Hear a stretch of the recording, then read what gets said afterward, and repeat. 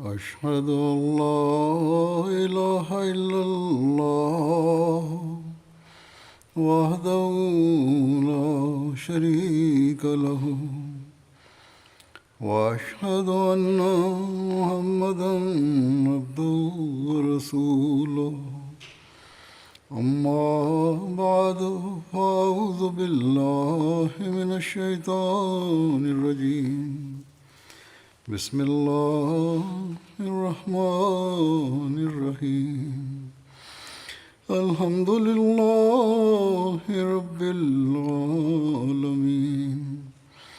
الرحمن الرحيم مالك يوم الدين إياك نعبد وإياك نستعين اهدنا الصراط المستقيم صراط الذين أنعمت عليهم غير المغضوب عليهم ولا الضالين.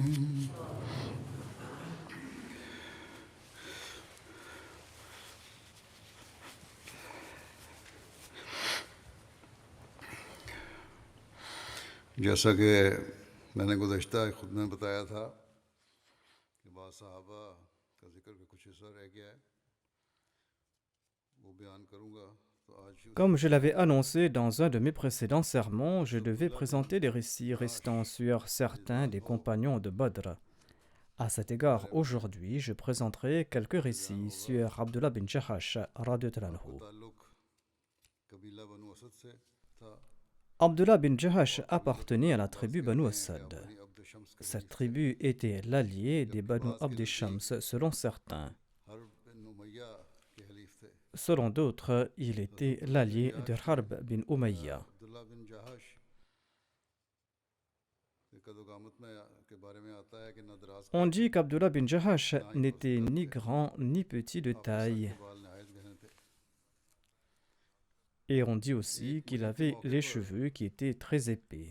आपको अमीर मुकर्रर करते हुए हज़रत Le saint सल्लल्लाहु अलैहि वसल्लम prophète ने Mohammed paix soit sur lui, शान il avait फरमाया, nommé à la tête d'une वो आपको फर्ज expédition et le करने saint की prophète paix soit उसकी sur lui a अजायजी loué sa robustesse, और बेखौफी sa का इजहार constance करता है। ainsi que sa साद témérité. बिन अबी वकास कहते हैं कि हज़रत सल्लल्लाहु अलैहि Saad वसल्लम bin ने Abi फरमाया, Waqqas déclare que le मैं saint तुम पर एक prophète ऐसे आदमी Mohammed को अमीर sallallahu मुकर्रर alayhi wa sallam a करके déclaré: भेजूंगा जो अगरचे Je तुम nommerai सख्त comme कदर votre करने नहीं émir une होता, personne qui n'est लेकिन peut-être pas le भूख meilleur और des प्यास vôtres, की बर्दाश्त में mais qui est plus तुमसे ज़्यादा résistant à la मजबूत faim होगा। et à la soif que vous autres. फिर कहते हैं कि हम लोग हज़रत अब्दुल्ला बिन जहाश की इमारत में मक्का और ताइफ के Saad दरमियान bin Abi वाक़ Waqqas मस्जिद में déclare: Nous sommes ensuite partis dans la इस vallée de मुहिम में Nakhla entre la हमें Mecque जो et इफ़ाक़ Taïf sous le commandement d'Abdullah bin Jahash. गनीमत मिला उसके बारे में लिखा है।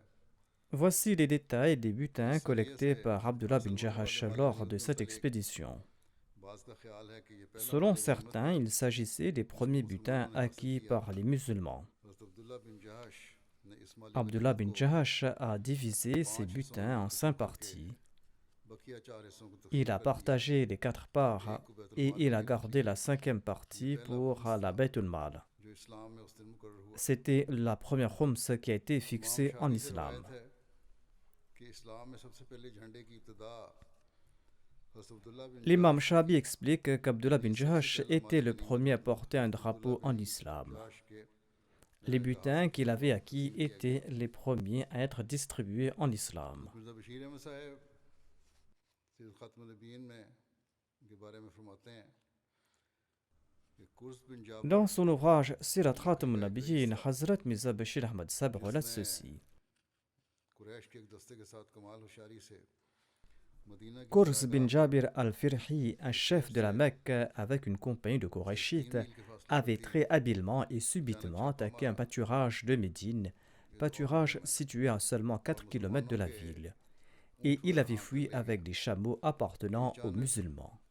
हमले ने तबन मुसलमानों को बहुत मुतवश कर दिया और चूंकि रवसाए कुरैश की ये धमकी पहले से मौजूद थी Il s'agit en हम fait d'une मदीना autre पर हमलावर campagne. होकर En tout cas, मुसलमानों को cette तबाह attaque बर्बाद कर soudaine देंगे। a tout naturellement inquiété मुसलमान les सख्त musulmans, फिक्रमंद हुए car les chefs mécois avaient d'ores et déjà menacé d'attaquer Médine et de détruire les musulmans. Vu ces dangers, le saint prophète Mohammed lui a décidé de surveiller de plus près les mouvements des Koraïchites afin que toutes les informations nécessaires les concernant puissent être disponibles en temps et lieu et que Médine soit à l'abri de toute attaque soudaine.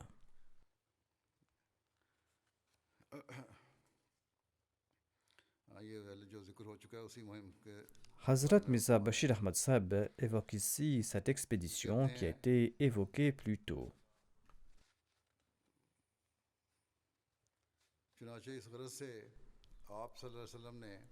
Il déclare, à cette fin, le saint prophète Mohammed lui a rassemblé un groupe de 8 muhajirines.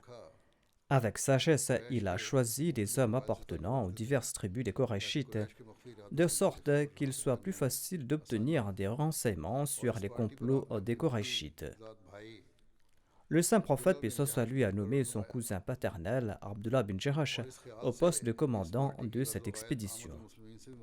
Le saint prophète Mohammed lui n'avait même pas informé le commandant de l'endroit où il serait envoyé ou même du but de sa mission, afin de maintenir la confidentialité de cette mission. Au moment du départ, le saint prophète lui a remis une lettre scellée et a déclaré « La lettre contient les instructions nécessaires à votre intention. » J'avais cité une partie de ce récit dans le passé, mais pas en référence à Hazrat Mirza Bashir Ahmad Sahib. Le saint prophète Mohammed lui leur a dit, ayant parcouru une distance de 2 jours de Médine dans telle direction, ouvrez la lettre et agissez conformément aux instructions inscrites dans cette lettre. Après avoir parcouru 2 jours de voyage de Médine, Abdullah a ouvert les instructions du saint prophète Mohammed lui. Ces instructions étaient les suivantes. Le saint prophète Mohammed lui disait: dirigez-vous vers la vallée de Nakhla entre la Mecque et Taïf et obtenez des informations sur les Koraïchites. Ensuite, revenez avec des nouvelles à ce propos. Étant donné que rapporter des renseignements en se rapprochant si près de la Mecque était une tâche délicate, le saint prophète, paix soit lui, avait écrit au bas de cette lettre qu'après que l'objectif de cette mission soit connu, si un de tes compagnons hésitait à t'accompagner et souhaitait retourner, il serait autorisé à le faire. Abdullah a lu ces instructions à ses compagnons et unanimement, ils ont tous affirmé que nous allons nous présenter volontiers pour cette mission. Ensuite, ce détachement s'est rendu à Nakhla. Sa'ad bin Abi Waqqas et Utba bin Ghazwan ont perdu leurs chameaux en cours de route dans la région de Bahran et ils se sont séparés de leurs compagnons. Et malgré leurs efforts, ils n'ont pas pu retrouver leur monture. Ainsi donc, il ne restait plus que 6 personnes dans ce détachement. J'avais mentionné une partie de ce récit en évoquant Sa'ad bin Abi Waqqas. Hazrat Mirza Bashir Ahmad Sahib commente que M. Margolus, un orientaliste, a écrit que Sa'ad bin Abi Waqqas et Utba bin Ghazwan avaient abandonné leurs chameaux à dessein afin de rester en arrière. Or, chaque incident de la vie de ces fidèles serviteurs de l'islam prouve leur bravoure. L'un d'entre eux est tombé en martyr entre les mains des mécréants à Bir Marouna, et le deuxième avait participé à diverses batailles pour conquérir en fin de compte l'Irak. Pareille supposition ne prouve que l'ineptie de M. Margolius. Qui plus est, cet auteur déclare que son livre est exempt de tout préjugé. Ces quelques musulmans sont donc arrivés à Nakhla et ils ont commencé leur mission. Afin de garder leur mission secrète, certains se sont rasés la tête pour ne pas alerter les voyageurs et afin qu'ils les prennent pour des pèlerins venus avec l'intention d'accomplir l'Umrah. Cependant, ils étaient à peine sur place quand une petite caravane de Koraïchites est arrivée soudainement. Cette caravane se rendait de Taïf à la Mecque et les 2 groupes se sont rencontrés. Les musulmans se sont consultés sur l'action à prendre.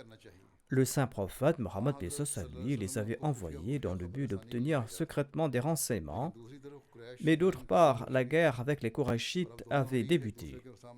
Les deux adversaires étaient face à face, et naturellement, étant donné que les membres de la caravane des Qurayshites avaient repéré les musulmans, leur mission secrète de renseignement n'était plus secrète. Une autre difficulté était que certains musulmans pensaient que c'était peut-être le dernier jour du mois de Rajab, un des mois sacrés, au cours duquel les combats étaient interdits, comme le stipulait l'ancienne coutume arabe. D'autres pensaient que le mois de Charban avait déjà débuté. Selon certains, cette expédition avait été envoyée au cours du mois de Jamad al-Akhir. Et il y avait un doute sur le jour. Était-ce le jour de Jamad al-Akhir ou celui de Rajab? D'autre part, la vallée de Nakhla était située à la périphérie du Haram, c'est-à-dire de l'enceinte sacrée de la Kaaba, et il était évident que si une décision n'était pas prise ce jour-là, la caravane allait entrer dans le Haram le lendemain, dont le caractère sacré était définitif. Par conséquent, en tenant compte de tous ces facteurs, les musulmans ont décidé d'attaquer la caravane et de capturer ou de tuer ses membres. Ils ont donc lancé l'attaque au nom d'Allah, causant la mort d'un homme parmi les mécréants. Il se nommait Amr bin al-Hadrami. Deux autres mécréants ont été capturés, mais le quatrième individu s'est échappé. Les musulmans n'ont pas réussi à l'attraper. Par la suite, les musulmans ont saisi les biens de la caravane. Étant donné qu'un homme appartenant aux Qurayshites s'était échappé et que, inévitablement, la nouvelle de cette attaque parviendrait rapidement à la Mecque, Abdullah bin Jahash et ses compagnons sont rapidement rentrés à Médine avec le butin.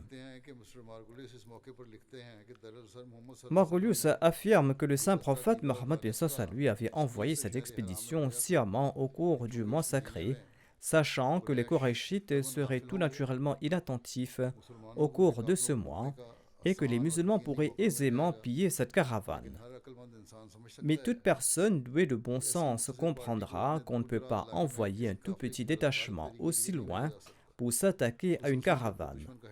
D'autant plus, les quartiers généraux des ennemis étaient tout près, et on sait de source sûre qu'ils ont été envoyés en mission de renseignement et rien de plus. Le saint prophète Mohammed lui était d'ailleurs extrêmement fâché lorsqu'il a su à propos de l'attaque lancée par ses compagnons, et il a déclaré: « Je ne vous avais pas permis de vous battre au cours du mois sacré. » Et le saint prophète Mohammed lui a refusé de prendre une part du butin. Abdullah et ses compagnons ont ressenti un grand remords et une honte extrême. Et ils se sont dit qu'ils étaient ruinés, étant donné qu'ils avaient attiré la colère de Dieu et la colère de son prophète, sallallahu alayhi wa sallam. Les autres compagnons les ont réprimandés pour leur action. D'autre part, les Qurayshites ont également soulevé un tollé, disant que les musulmans avaient violé la sainteté du mois sacré. Étant donné qu'Amr bin al-Hadrami, celui qui avait été tué, était un chef de clan, et étant donné qu'il était également un allié de Utba bin Rabia, un chef de la Mecque, cet événement a enflammé les Qurayshites de la Mecque, et ils se sont apprêtés à attaquer la ville de Médine.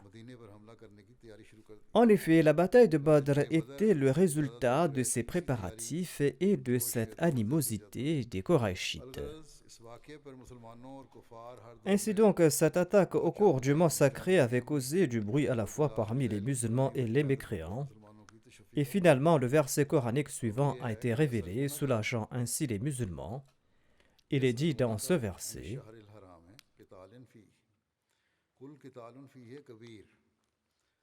يسألونك عن الشهر الحرام قتال فيه قل قتال فيه كبير وصد عن سبيل الله وكفر به والمسجد الحرام وإخراج أهله منه أكبر عند الله والفتنة أكبر من القتل ولا يزالون يقاتلونكم حتى يردوكم عن دينكم إن استطاعوا. Il t'interroge à propos du combat pendant le mois sacré. Dis-leur, se battre pendant le mois sacré est grave. Mais aux yeux d'Allah, il est encore plus grave d'empêcher les hommes de suivre la voie d'Allah au cours de ces mois sacrés et de se montrer ingrats envers lui, et d'empêcher les croyants de se rendre à la mosquée sacrée et d'en expulser ses vrais ayants droit. Toutes ces actions sont plus graves aux yeux de Dieu que de se battre au cours des mois sacrés. Et la persécution est un crime encore plus grave que le fait de tuer. Ô musulmans, les mécréants ne cesseront pas de vous combattre jusqu'à ce qu'ils vous aient détourné de votre foi, s'ils le peuvent.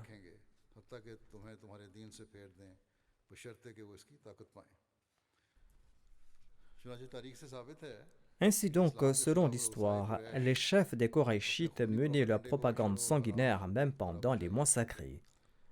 Voire, ils étaient encore plus actifs dans leurs desseins maléfiques au cours de ces mois sacrés, profitant des rassemblements et des voyages qui avaient lieu au cours de ces mois. En outre, de manière éhontée et afin de se satisfaire, ils réarrangeaient l'ordre de ces mois sacrés, une pratique connue sous le nom de Nasi. C'est ainsi qu'ils ont traité les musulmans. Lors du traité de Hudaybiyah, malgré l'alliance conclue, les mécréants de la Mecque et leurs alliés ont attaqué une tribu alliée aux musulmans dans la région du Haram, c'est-à-dire dans la région de l'enceinte sacrée de la Kaaba. Et ensuite, quand les musulmans ont commencé à soutenir cette tribu, ils se sont également battus contre eux dans la région même du Haram. Par conséquent, il est tout naturel que les musulmans aient trouvé réconfort dans cette réponse, et les Koraïchites se sont également calmés. Pendant ce temps, 2 de leurs hommes sont arrivés à Médine pour faire libérer leurs 2 captifs. Étant donné que Saad bin Abi Waqqas et Utba n'étaient pas encore retournés, le saint prophète Mohammed lui craignait qu'il ne tombe entre les mains des Koraïchites et que les Koraïchites ne les tuent. C'est pour cette raison que le saint prophète Mohammed lui a refusé de libérer les captifs jusqu'à leur retour. Et il a déclaré: lorsque mes hommes reviendront sains saufs à Médine, c'est là que je vais relâcher les vôtres. Par conséquent, lorsqu'ils sont retournés à Médine, le saint prophète a libéré les 2 captifs contre rançon. Mais un des 2 captifs était si impressionné par les hautes qualités morales du saint prophète Mohammed lui et par la vérité de l'enseignement de l'islam lors de son séjour à Médine qu'il a refusé de retourner à la Mecque, et il a rejoint les serviteurs du saint prophète Mohammed lui en lui prêtant allégeance. En fin de compte, il est tombé en martyr à Bir Marouna. Cette personne se nommait Hakam bin Kisan. L'épée d'Abdullah bin Jahash s'est brisée le jour de la bataille d'Uhud. L'envoyé d'Allah sallallahu alayhi wa sallam, lui a confié une branche de palmier qu'on nomme Urjun en arabe. Elle est devenue une épée dans sa main. À partir de ce jour, il était connu sous le nom d'Urjun. Abu Naïm déclare qu'Abdullah bin Jahash était celui qui jurait au nom de son Seigneur. Il avait implanté l'amour de Dieu en son cœur et il était le premier à hisser le drapeau islamique. L'imam Shabi relate quant à lui: 2 hommes des Banu Amir et des Banu Asad se sont présentés à moi exprimant leur fierté. Celui des Banu Amir tenait la main de celui des Banu Asad. Celui des Banu Asad disait: laisse ma main, et l'autre disait: je jure par Dieu que je ne te quitterai pas. L'imam Shabi a déclaré: je lui dis au frère des Banu Amir, laisse-le. Et j'ai dit à l'homme des Banu Asad que ta tribu possède ces vertus absentes chez toute autre tribu de l'Arabie. Premièrement, le messager d'Allah sallallahu alayhi wa sallam voulait épouser une femme de votre tribu. Allah a fait en sorte que cela se produise. Et l'ange Gabriel était l'ambassadeur entre les 2. Cette dame était Zainab bint Jahash. Ceci est cause de fierté pour ta nation. Deuxièmement, il y avait une personne parmi vous qui méritait le paradis et qui marchait toujours humblement sur terre. Il s'agit de Kasha bin Mihsan. Ceci est cause de fierté pour ta nation. Troisièmement, le premier drapeau confié en islam a été remis à Abdullah bin Jahash, l'un des vôtres, et ceci est cause de fierté pour ton peuple. Quatrièmement, le premier butin distribué en islam était celui d'Abdullah bin Jahash. Cinquièmement, la première personne à prêter allégeance lors du serment de Ridwan appartenait à votre peuple. Il s'est présenté à l'envoyé d'Allah, sallallahu alayhi wa sallam, et il a déclaré: Ô envoyé d'Allah, présentez votre main afin que je puisse vous prêter allégeance. L'envoyé d'Allah, paix soit sur lui, a demandé: Sur quelles conditions vas-tu me prêter allégeance? Il a répondu: Pour ce qui est dans votre cœur. L'envoyé d'Allah, paix soit sur lui, a demandé: Et qu'est-ce qu'il y a dans mon cœur? Il a répondu: La victoire ou le martyr. Sur ce, Abu Sinan a prêté allégeance au saint prophète, paix soit sur lui, et les gens venaient et disaient: Nous prêtons allégeance sur les mêmes conditions qu'Abu Sinan, et ceci est cause de fierté pour ton peuple. Sixièmement, le jour de la bataille de Badr, 7 muhajirines étaient de ta tribu, et ceci est cause de fierté pour ta nation. Selon un récit, Zainab bint Khuzayma était mariée à Abdullah bin Jahash quand il est tombé en martyr le jour de la bataille d'Uhud. Après son martyr, le saint prophète Mohammed lui a épousé Zainab bint Khuzayma. Celle-ci est demeurée avec lui pendant 8 mois, et selon d'autres récits, elle est demeurée avec lui pendant 2 ou 3 mois. Et elle est décédée à la fin du mois Rabiul Akhir. L'envoyé d'Allah, paix soit sur lui, a dirigé ses prières funéraires et l'a enterrée à la Jannatul Baqi. J'avais déjà mentionné les autres récits à propos d'Abdullah bin Jahash. Saleh Shukran est le prochain compagnon que j'évoquerai. Selon certains, le saint prophète Mohammed lui avait reçu en héritage Shukran et Ayman de son père.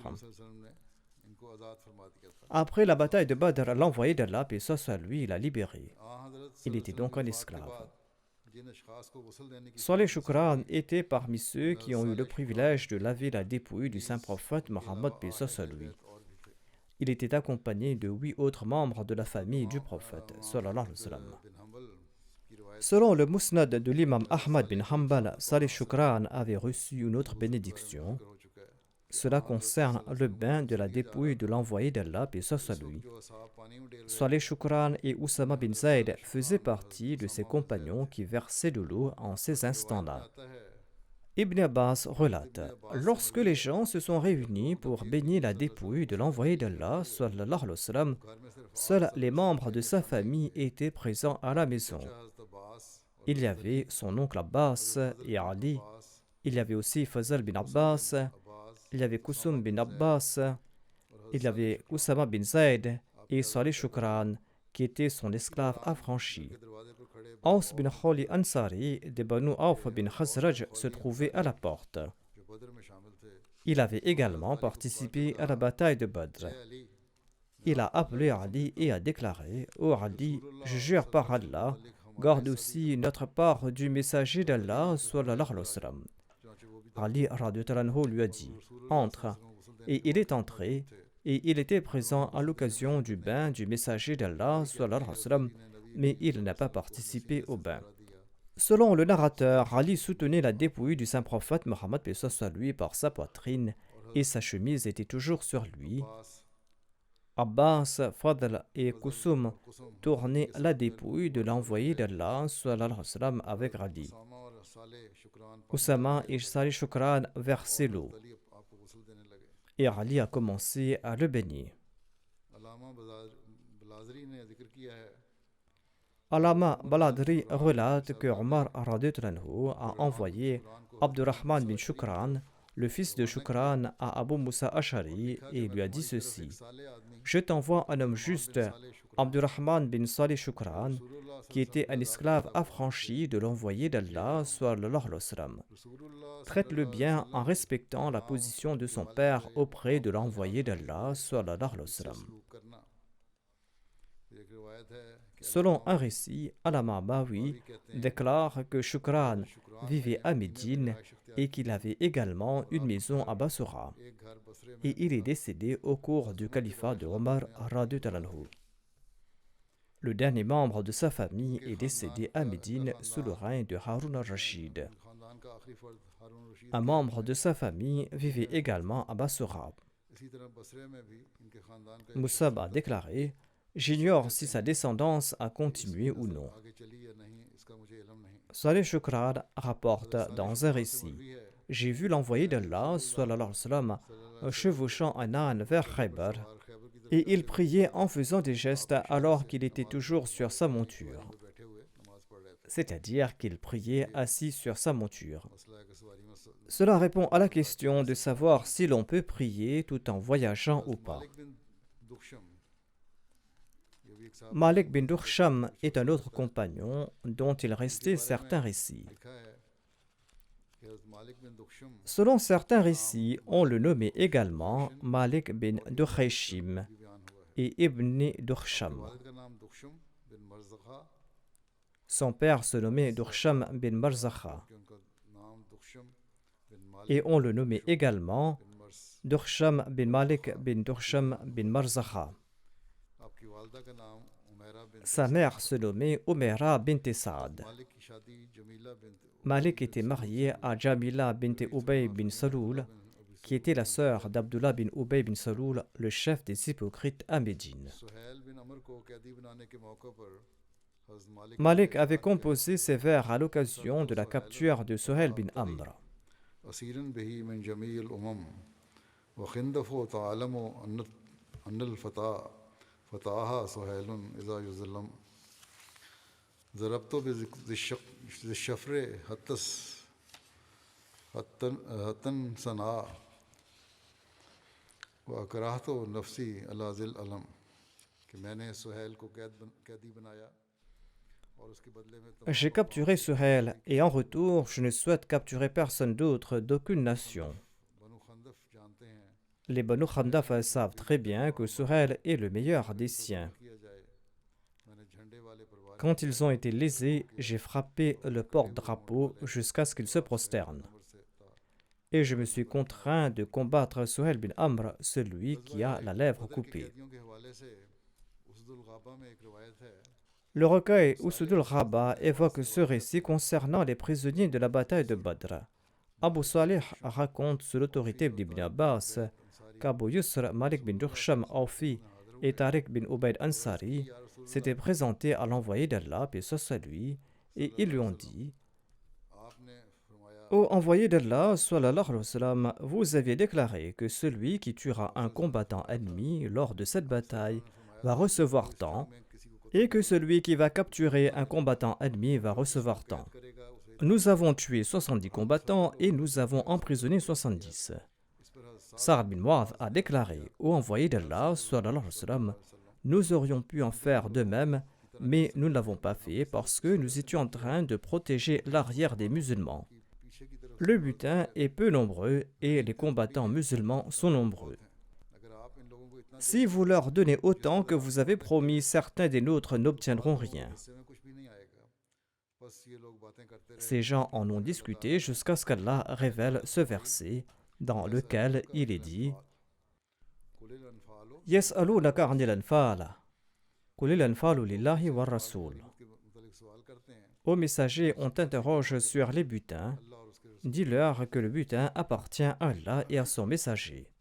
ग़ज़वा उहद के दिन हज़रत मालिक बिन दुखशम Le jour de la bataille de Houd, Malik bin Dursham est passé à côté de Kharija bin Zayd. Kharija bin Zayd gisait mortellement blessé.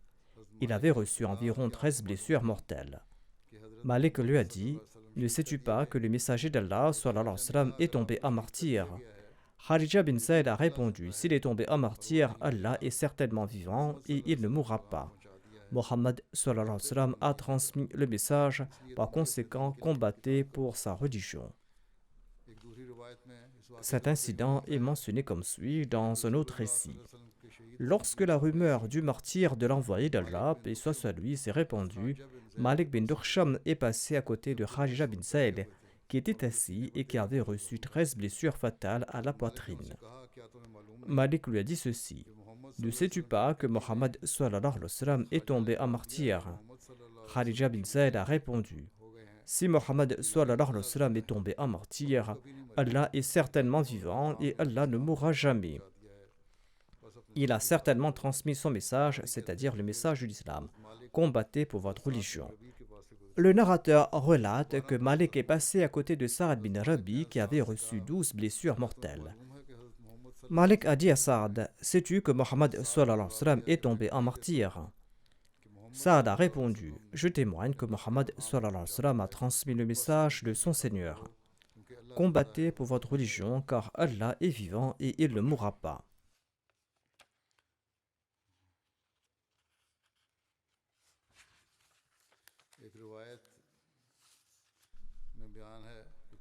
Selon un récit, plusieurs personnes ont dit à l'envoyé d'Allah sallallahu alayhi wa sallam que Malik bin Dursham est le refuge des hypocrites. Sur ce, l'envoyé d'Allah sallallahu alayhi wa sallam a déclaré: ne prie-t-il pas? Vous dites qu'il est un hypocrite. Ne prie-t-il pas? Les gens ont déclaré: oui, au messager d'Allah, il prie, mais il n'y a rien de bon dans sa soie-là. Sur ce, le saint prophète, paix soit sur lui, a déclaré à 2 reprises: il m'est interdit de tuer ceux qui prient. C'est aussi une leçon pour les musulmans d'aujourd'hui. Selon un récit, l'envoyé d'Allah, paix soit sur lui, a envoyé Asim bin Adi, le frère de Ma'ad bin Adi, avec Malik bin Dursham, pour démolir la mosquée d'Irar. On dit que Malik bin Dursham n'a pas eu de descendants. Il y a aussi quelques récits à propos d'Ukasha bin Mihsan. Il se nommait Ukasha. Mihsan bin Harsan était son père. Abu Mihsan était son surnom. Il est tombé en martyr en l'an 12 de l'Hégire au cours du règne du calife Abu Bakr radhiyallahu anhu. L'imam Shabi a loué Ukasha en ces termes. Il a déclaré: il y avait un habitant du paradis qui marchait toujours sur terre en toute humilité. Il s'agissait d'Ukasha bin Mihsan. Immédiatement après la bataille de Badr en l'an 2 de l'Hégire, l'envoyé d'Allah, paix soit sur lui, a envoyé Abdullah bin Jahash en expédition dans laquelle avait également participé Ukasha bin Mihsan. Selon la Sirat Halbiya, à l'occasion de la bataille d'Uhud, l'envoyé d'Allah, paix soit sur lui, a tiré des flèches avec son arc qu'on nommait Katoun, parce qu'il ne faisait aucun bruit en tirant des flèches. Finalement, à cause du tir continu, une partie de cet arc s'est cassée. Selon un récit, une extrémité de son arc dans laquelle la corde était nouée s'est cassée. En somme, cet arc s'est brisé en raison des tirs continus. La corde de l'arc était entre les mains de l'envoyé d'Allah, paix soit sur lui, et ne mesurait qu'un empan. Ukasha bin Mihsan l'a pris pour attacher l'arc, mais la corde était trop courte. Il a dit à l'envoyé d'Allah: ô messager d'Allah, cette corde est trop courte. Il a déclaré: tire-la et elle sera assez longue. Ukasha a déclaré: par celui qui a envoyé l'envoyé d'Allah sallallahu alayhi wa sallam avec la vérité, j'ai tiré sur la corde et elle est devenue si longue que j'ai pu l'enrouler 2 ou 3 fois à la tête de l'arc et j'ai pu facilement l'attacher.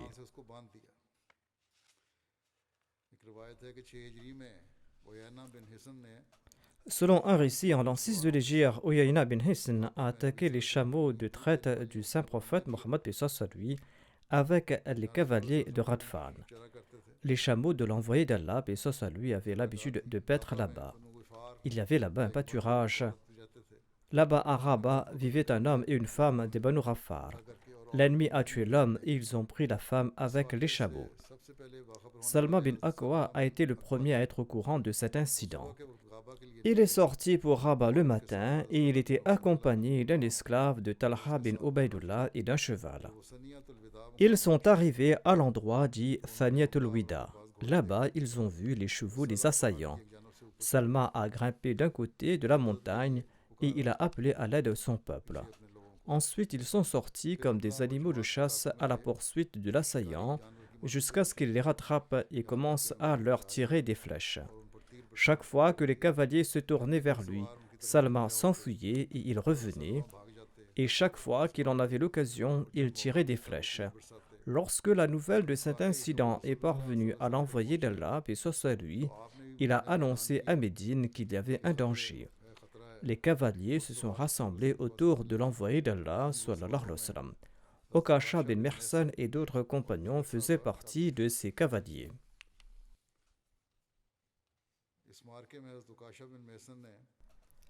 Lors de cette expédition, Okasha bin Mihsan a poursuivi Ubar et son fils Amr bin Ubar.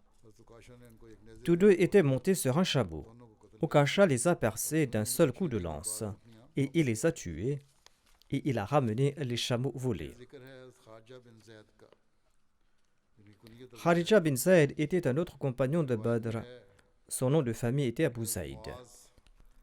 Selon un récit, Mu'adh bin Jabal, Sa'd bin Mu'adh et Kharija bin Zayd ont interrogé des érudits juifs sur certains points de la Torah. Et ces érudits juifs ont refusé de leur répondre. Ils ont caché la vérité. Sur ce, Allah l'exalté a révélé ce verset du Saint-Coran, verset dans lequel il est dit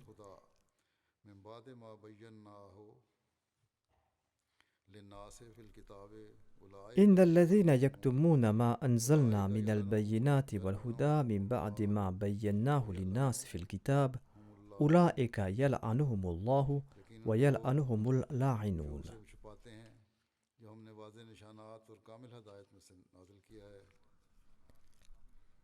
Ceux qui cachent de ces signes clairs et de cette direction parfaite après que nous les ayons expliqués aux hommes dans le livre, c'est ceux-là qu'Allah maudit. Et les maudisseurs de droit les maudissent aussi. Le prochain compagnon se nomme Ziyad bin Labid. Son surnom était Abu Abdillah. Il appartenait au Banu Bayada bin Amir, une branche de la tribu Khazraj des Ansar. Ses descendants ont vécu à Médine et à Bagdad. Dhahak bin Oman relate que Masrouk bin Wail est venu à Médine auprès de l'envoyé d'Allah, paix soit lui, en passant par la vallée d'Akik. De nombreuses vallées, mines et autres endroits en Arabie portent le nom d'Akik. Et le plus célèbre est le Wadi d'Akik qui passe à l'ouest de Médine.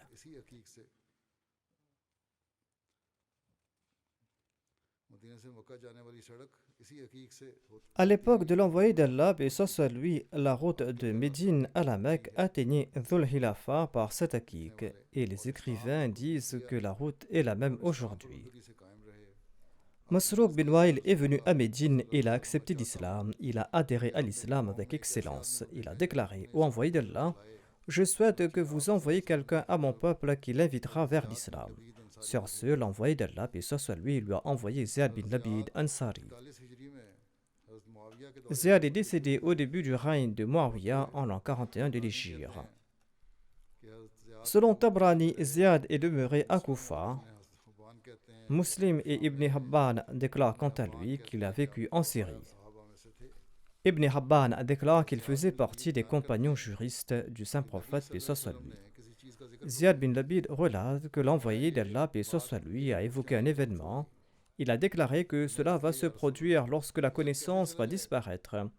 Ziyad a déclaré: j'ai demandé au messager d'Allah comment le savoir va-t-il disparaître quand nous lisons le Saint-Coran, nous l'enseignons à nos enfants, et nos enfants vont l'enseigner à leurs enfants jusqu'au jour dernier. Étant donné que le Coran existera jusqu'à la fin des temps, comment la connaissance va-t-elle disparaître? Sur ce, l'envoyé d'Allah, paix soit lui, a déclaré: qu'Allah te bénisse, ô Ziyad. Je te considérais comme l'une des personnes les plus sages de Médine. Ces juifs et ces chrétiens ne lisent-ils pas la Torah et l'Évangile? Cependant, ils ne les mettent pas en pratique. Ainsi, la connaissance disparaîtra quand les musulmans liront le Coran sans suivre ses préceptes. Et c'est ce que nous constatons aujourd'hui. Yazid bin Abdillah bin Qusayd rapporte qu'Abu Bakr as-Siddiq a envoyé Ikrama bin Abu Jahal avec 500 musulmans pour aider Ziyad bin Labid et Muhajir bin Umayya bin Abi Umayya. Ikrama leur est parvenu quand ces derniers avaient déjà conquis Nujair qui se trouve au Yémen. Ziyad bin Labid leur a offert une part du butin. Ce détachement d'Ikrama est arrivé après la victoire. L'imam Shafi déclare que Ziyad avait écrit au calife Abu Bakr à ce propos. Le calife lui a répondu que seul celui qui a participé à la bataille aura droit au butin. Selon lui, Ikrama n'en méritait pas parce qu'il n'avait pas participé à cette bataille. Quand Ziyad en a parlé à ses compagnons, ils ont joyeusement inclus Ikrama et son armée dans ce butin.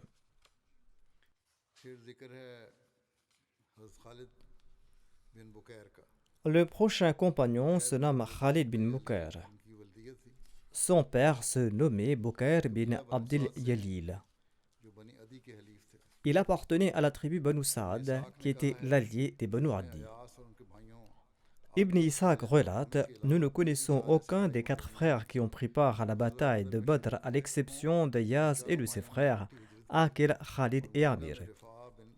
Ces 4 frères ont émigré ensemble et sont restés à Médine auprès de Rifa bin Abdel Munzir. के उहद के बाद Ibn Ishaq relate qu'après la bataille d'Uhud, certains individus de la tribu Azad et Qara se sont présentés à l'envoyé d'Allah, paix soit sur lui, et ils ont déclaré au messager d'Allah, sallallahu alayhi wa sallam, nous sommes intéressés par l'islam.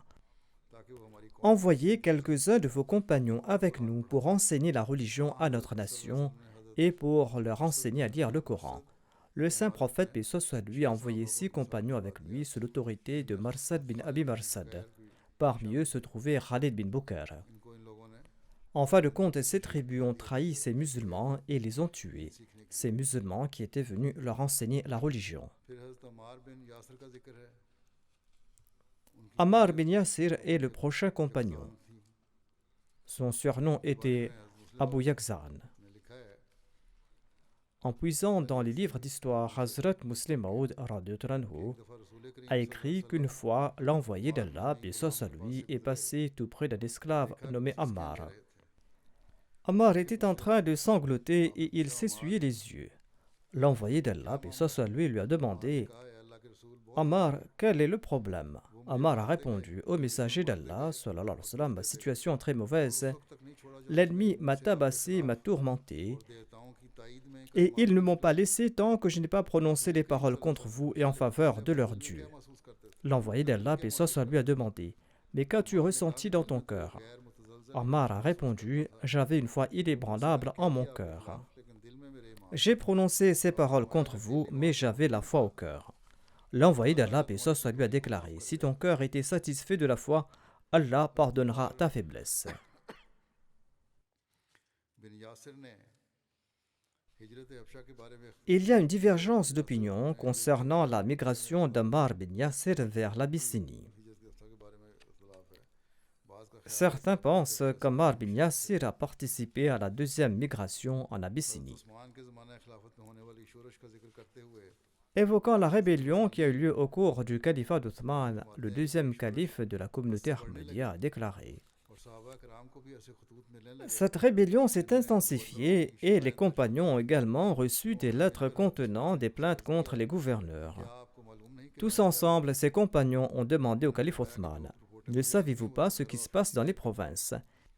Il a déclaré que les rapports que je reçois indiquent que tout va bien. Les compagnons ont déclaré nous recevons des lettres sur tel ou tel sujet et il faudra mener des enquêtes à ce propos.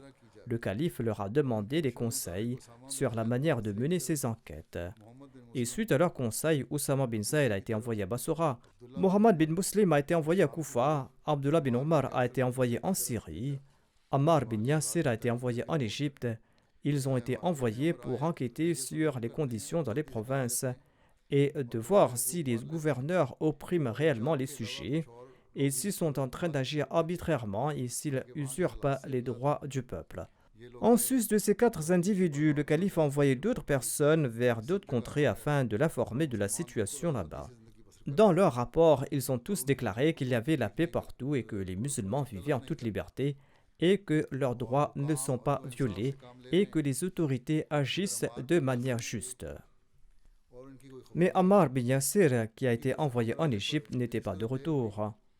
कि अहले मदीना ने L'on était sans nouvelles de lui à telle enseigne que les résidents de Médine avaient cru qu'il a été tué. और सियासत से ना En réalité, en raison de sa simplicité et de sa méconnaissance de la politique, il était tombé dans les griffes des rebelles qui n'étaient autres que les disciples d'Abdullah bin Saba.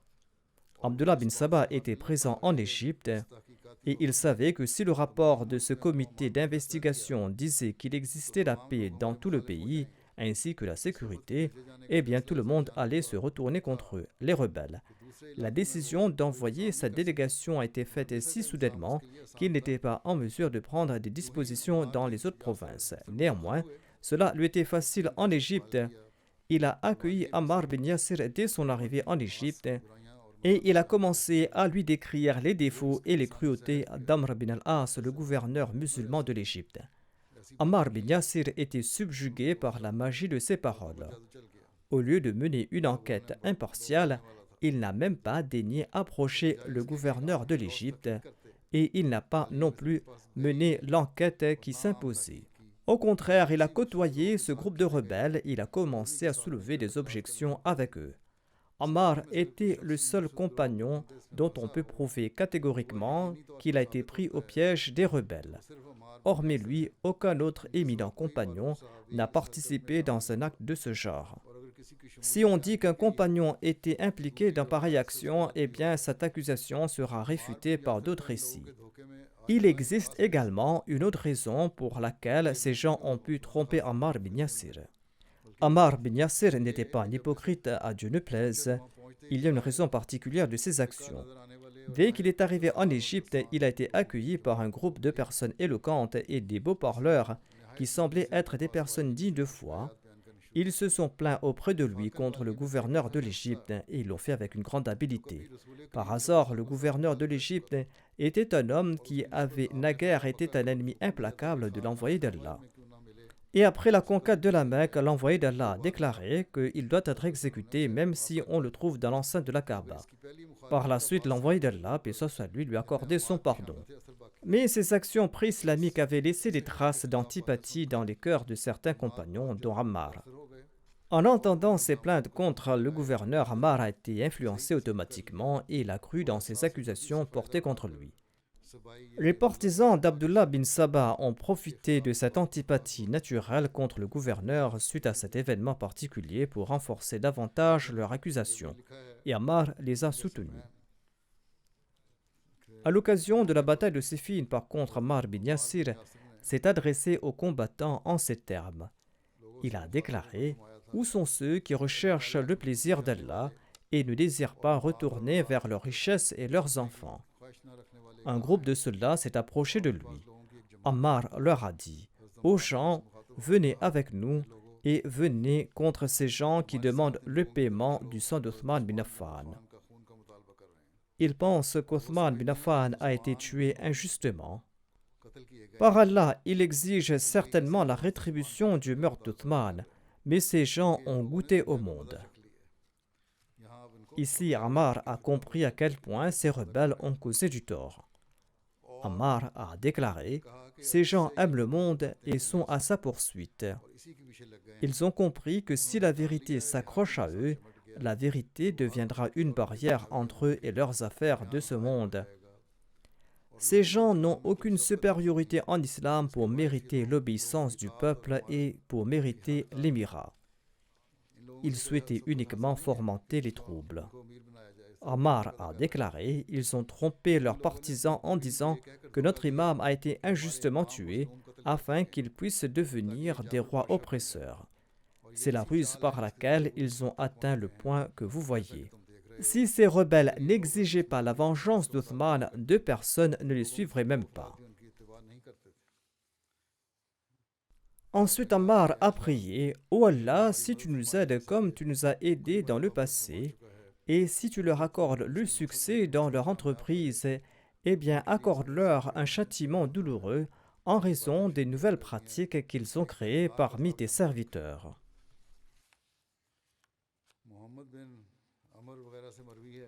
Mohammed bin Amr et d'autres ont déclaré que les combats faisaient rage lors de la bataille de Siffin. Les deux belligérants étaient sur le point de disparaître en raison de la violence du combat. Muawiyah, quant à lui, a déclaré « C'est le jour où les Arabes périront, à moins qu'ils ne tuent cet esclave, c'est-à-dire Ammar bin Yasir. » Une bataille féroce a duré 3 jours et 3 nuits. Le 3e jour, Ammar a dit à Hashim bin Utba bin Abi Waqqas, qui portait le drapeau ce jour-là, que mes parents te soient dévoués. Emmène-moi avec toi. Hashim a déclaré, Ô Ammar, qu'Allah vous accorde la miséricorde. Vous êtes un homme que la guerre vous considère léger et méprisable. Je porterai le drapeau avec l'espoir qu'à travers lui, j'atteindrai mon objectif. Si je fais preuve de faiblesse, je ne suis pas à l'abri de la mort. Et il est resté avec eux jusqu'à ce qu'ils chevauchent. Ammar se tenait dans son armée et Dhul Qa'la se tenait face à eux avec son armée. Tous deux se sont battus et ils ont été tués. Les deux armées ont été détruites.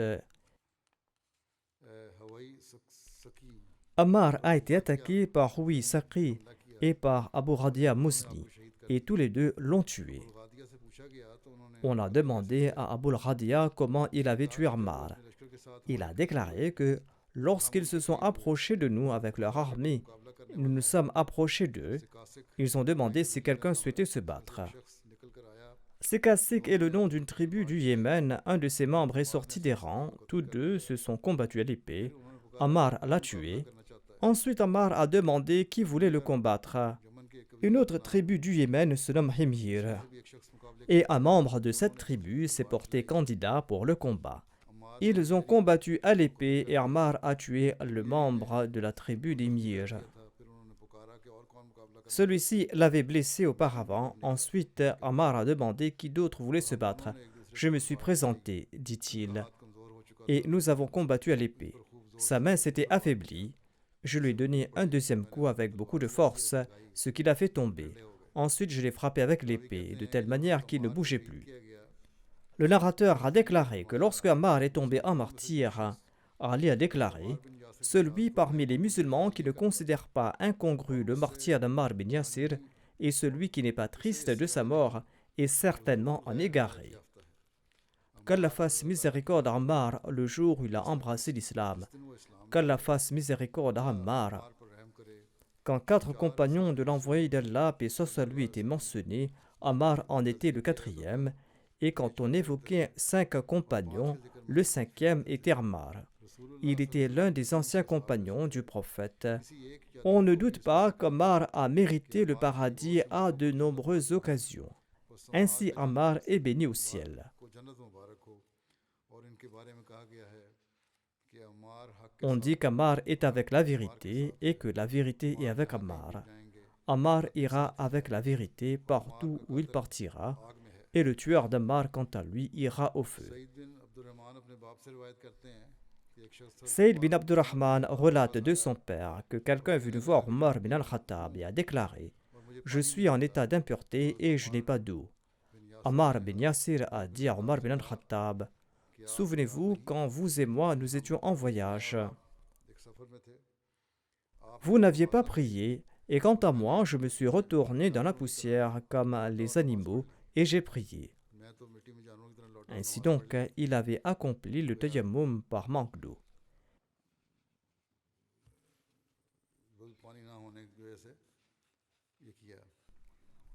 Ammar a déclaré « J'en ai parlé à l'envoyé d'Allah, sallallahu alayhi wa sallam, et l'envoyé d'Allah, paix soit lui, m'a dit ceci. Il t'aurait suffi de faire ceci. » Il a frappé le sol de ses mains, il a soufflé dessus, et il s'est passé les mains l'une sur l'autre. Abu Wa'il a déclaré « Ammar a prononcé un sermon qui était court et il a parlé avec éloquence. Quand il est descendu de la chair, nous avons déclaré « Ô Abu Yaqzan, vous avez parlé avec beaucoup d'éloquence, mais votre discours était bref. Pourquoi n'avez-vous pas parlé plus longuement ?» Il a déclaré « J'ai entendu le messager d'Allah, paix soit lui, dire « Une longue prière et un court sermon sont le signe de sagesse. Faites donc de longues prières et prononcez des sermons brefs.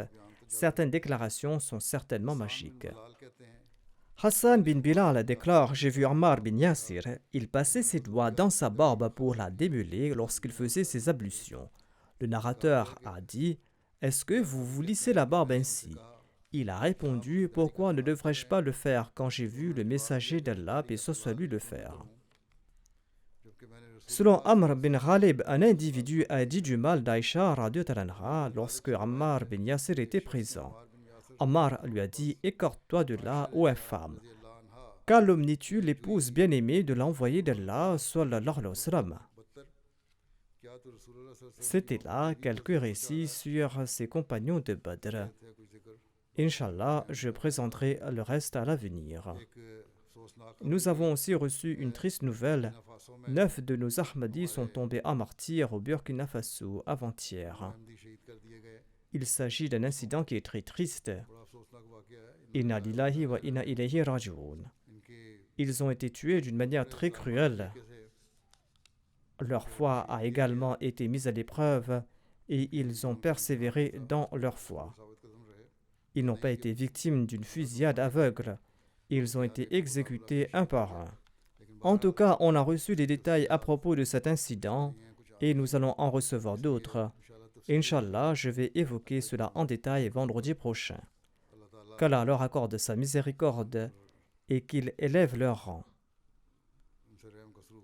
Priez aussi pour la situation là-bas qui est dangereuse. Les terroristes ont menacé de lancer de nouvelles attaques si la mosquée est rouverte là-bas.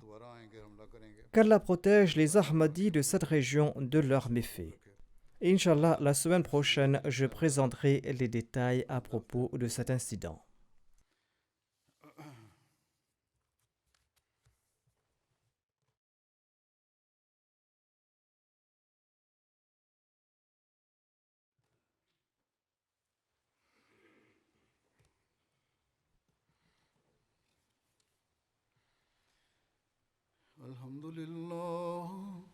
الحمد لله نحمده ونستعينه ونستغفره ونؤمن به ونتوكل عليه ونعوذ بالله من شرور أنفسنا ومن سيئات أعمالنا من يهده الله فلا مضل له ومن يضلل فلا هادي له ونشهد أن لا إله إلا الله ونشهد أن محمدا عبده ورسوله عباد الله رحمكم الله إن الله يأمر بالعدل والإحسان وإيتاء ذي القربى وينهى عن الفحشاء والمنكر والبغي يعظكم لعلكم تذكرون اذكروا الله يذكركم وادعوه يستجب لكم ولذكر الله أكبر